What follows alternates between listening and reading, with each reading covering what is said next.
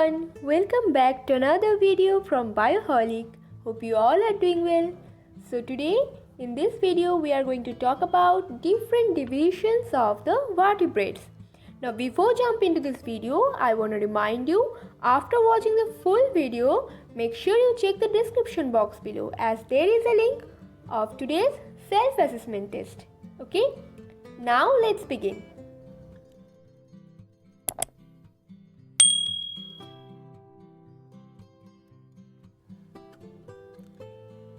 So as we have learned from our previous class that vertebrate, also known as craniata, is any animal of the subphylum Vertebrata, the predominant subphylum of the phylum Chordata. Now, the vertebrata have the backbones from which they derive their name vertebrates, and these vertebrates are also characterized by a muscular system consisting primarily of the bilaterally paired muscles and a central nervous system partly enclosed within the backbone. Okay, now today we will learn about these divisions of the subphylum Vertebrata. Okay, so the very first division of the subphylum Vertebrata is Agnatha, which means the jawless vertebrates. And these jawless vertebrates are the most primitive of all craniates, and their mouth does not possess the jaw, so that they are named as Agnatha, and their notochord persists throughout their life. Okay, but they do not have exoskeleton and paired appendages, but they have a single nostril and they are cold-blooded animal. Now this Agnatha is subdivided into two classes. One is Ostracodermy and the second one is the Cyclostomata. Now the Ostracodermy is an archaic and informal term for a member of the group of armored, jawless and fish-like vertebrates that emerged during the early part of the Paleozoic era. Okay. But now these ostracoderms are extinct groups. So let's move on to the cyclostomata. So the cyclostomes include two classes of living jawless fishes, lamprey and hagfishes. Okay, so these living members of this class are the ectoparasites on some fishes, and they have an elongated body bearing 6 to 15 pairs of gill slits for their respiration. Now, the cyclostomes have a sucking circular mouth which is without jaws, and hence they are also called as jawless fishes, and their body is devoid of scales and paired fins, and their cranium and vertebral column are cartilaginous. Okay, and their circulation is closed type and they do not have stomach. Okay, now the cyclostomes are marine but migrate for spawning to the fresh water, and after spawning within a few days they die, and then their larvae after metamorphosis return to the ocean. Okay, now the examples of the cyclostomata includes Petromyzon, which is also known as lamprey, and Myxine, which is also known as hagfish. Okay, so the next division of the vertebrata is Gnathostomata, and this includes the advanced vertebrates, and their mouth has jaws, so they are named as Gnathostomata, and their embryonic notochord is usually replaced in adult by a vertebral column, and they have paired fins or limbs, and they also have paired nostril, and they are both cold-blooded and warm-blooded animals. And the Gnathostomata is divided into two superclasses, Pisces and Tetrapoda. Okay, now we will talk about the Pisces. Okay, so the Pisces includes true fishes as they all are aquatic and they have both paired and unpaired fins, and their respiration occurs typically by their gills. Each eye has a well developed nictitating membrane, but their eyelids are absent. Okay? And the lateral line sense organs are present in their body, and their heart is two-chambered and S-shaped venous heart with sinus venous and conus arteriosus. Okay? Now the spices are divided into three classes: Placodermi, Chondrichthyes and Osteichthyes. Okay? But the Placodermi is now extinct, so we will talk about the Chondrichthyes and Osteichthyes. So let's learn what are the features of the Chondrichthyes. So the Chondrichthyes are the marine animals with streamlined body. Their endoskeleton is made up of cartilage. Their notochord is present throughout their life. Their mouth is located ventrally. Their teeth are modified placoid scales which are backwardly directed. Their jaws are very powerful. Their skin is tough, containing minute placoid scales. Okay? And their gills are separate and without the operculum or the gill cover. Their air bladder or swim bladder is absent, so they have to swim constantly to avoid sinking. Okay, and their heart is two-chambered, one auricle and one ventricle. And these organisms belong to this class are cold-blooded, or we can say poikilothermic. Like they lack the capacity to regulate their own body temperature. Okay, and these organisms are predaceous. Some of them have the electric organs like the torpedo, and some possess poison instinct like the trigone. And their sexes are separate and they show the sexual dimorphism. And in male, the pelvic fins bear the claspers which are used in their copulation. Okay, and their fertilization is internal, and many of them are vivivorous. Now, the examples of the Chondrichthyes are Scoliodon soracoa, Christis, Trigone, etc. Okay. Next is the Osteichthyes, which includes both marine and freshwater fishes with their streamlined body. Their endoskeleton is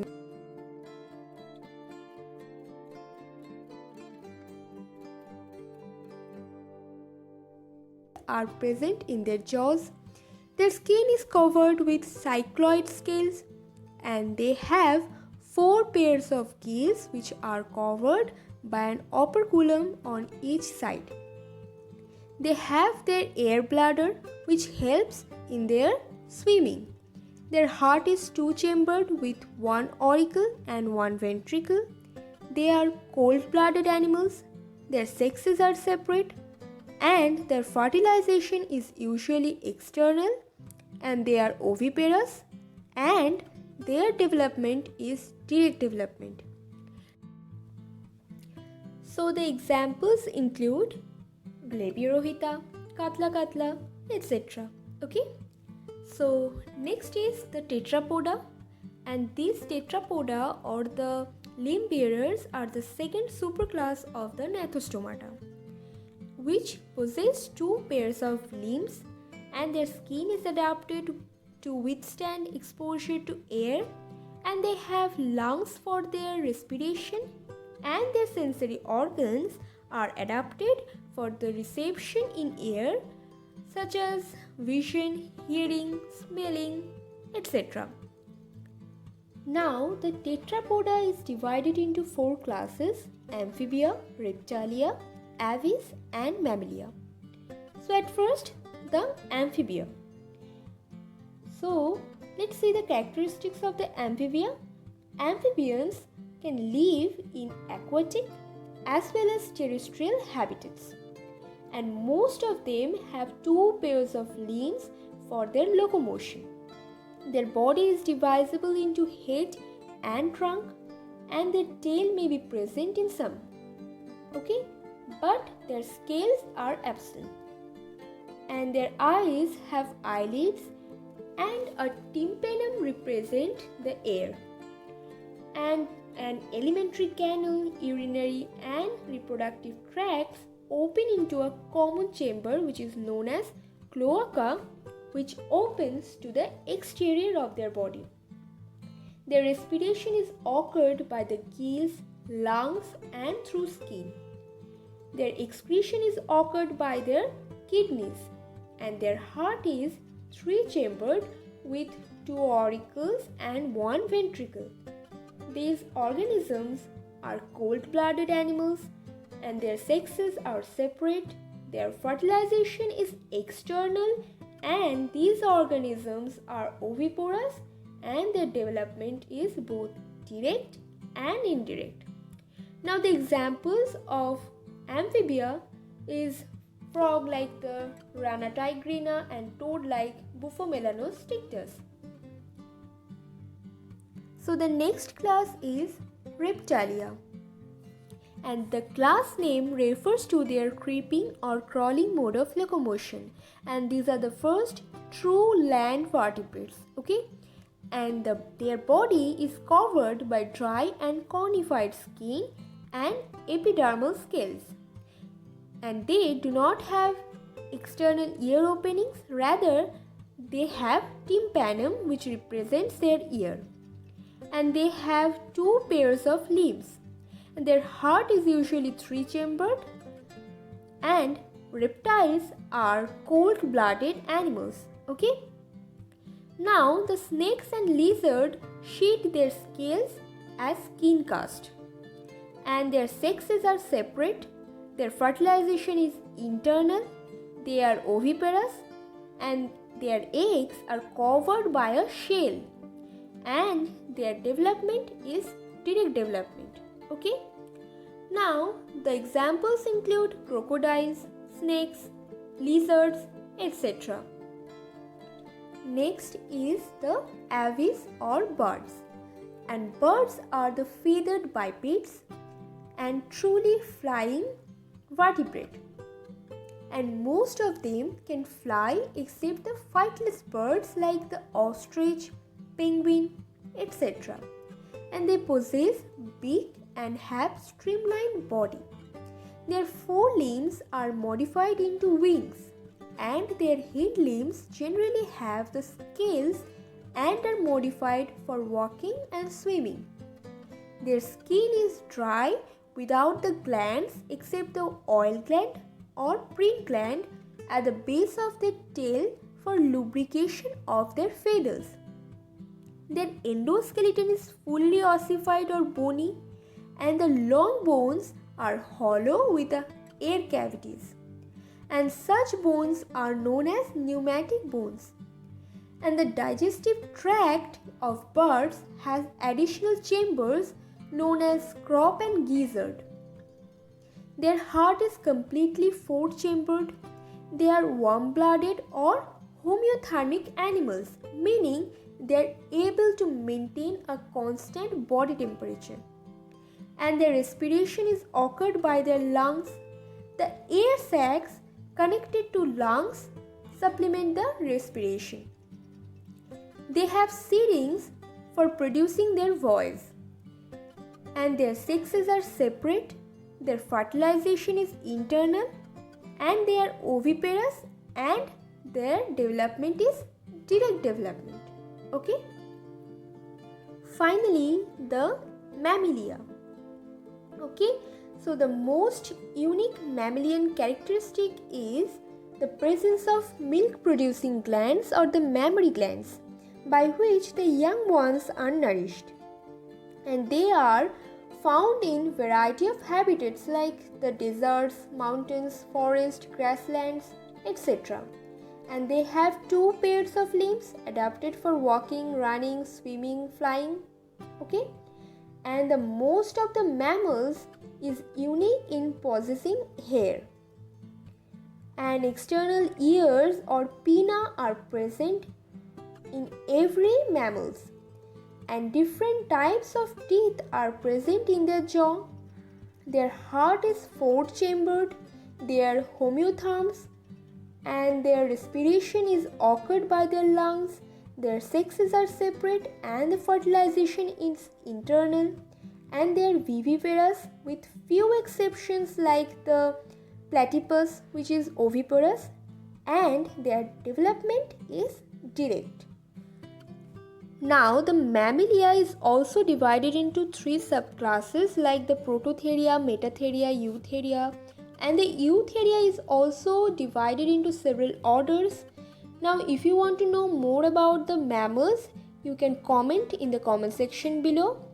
And if you want to know anything else, or if you have any questions or doubts related to this topic, then ask me in the comment section below, okay?